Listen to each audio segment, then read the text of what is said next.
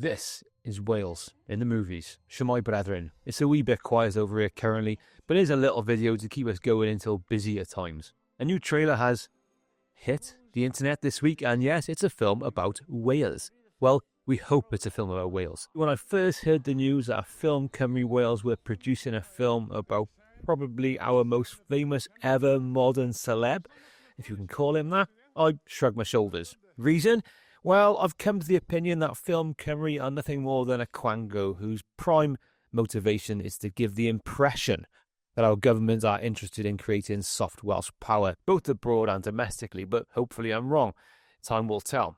But whenever an event comes along which gives Wales the chance to brand itself internationally and get some of the basic respect and recognition accredited to all our neighbours, our modern habit is to find a way to hide away. But if there's one man in history who seems to embody the other side of the Welsh behavioural spectrum, it's Richard Walter Jennings, a.k.a. Richard Burton, a.k.a. the coolest thing to come out of Cymru since Arthur Pendragon. A man from the most cliched of working-class Welsh backgrounds who went on to become one of the world's sexiest, most famous and charismatic men, and who did it all while never forgetting the ugly Welsh drudgery which formed him.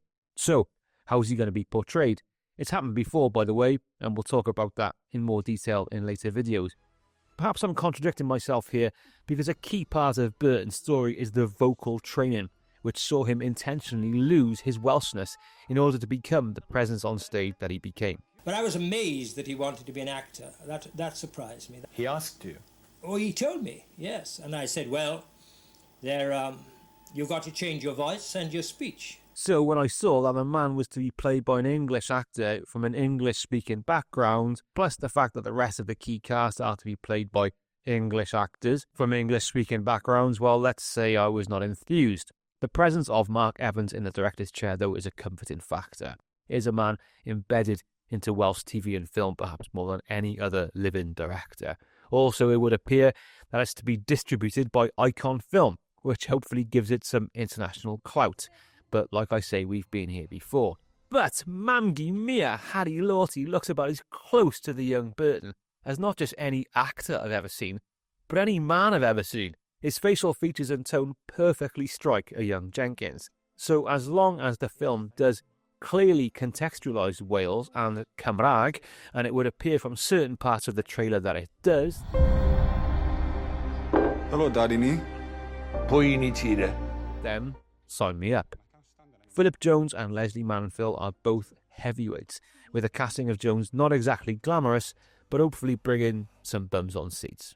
Ultimately, whether this movie becomes what, as Welsh patriots, we hope it can be or not, will depend on two things, aside from the obvious factors such as the story and performances. Assuming these are good, most important to Cymru will be, number one, how Wales is represented.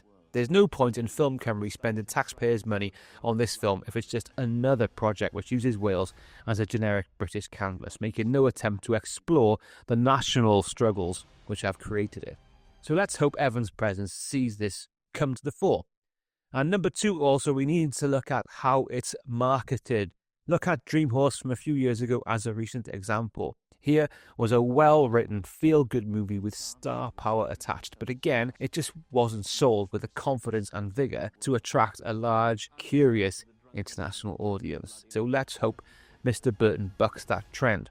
The trailer looks good. We've also got Stefan Rodri and Aneurin Barad, so time will tell.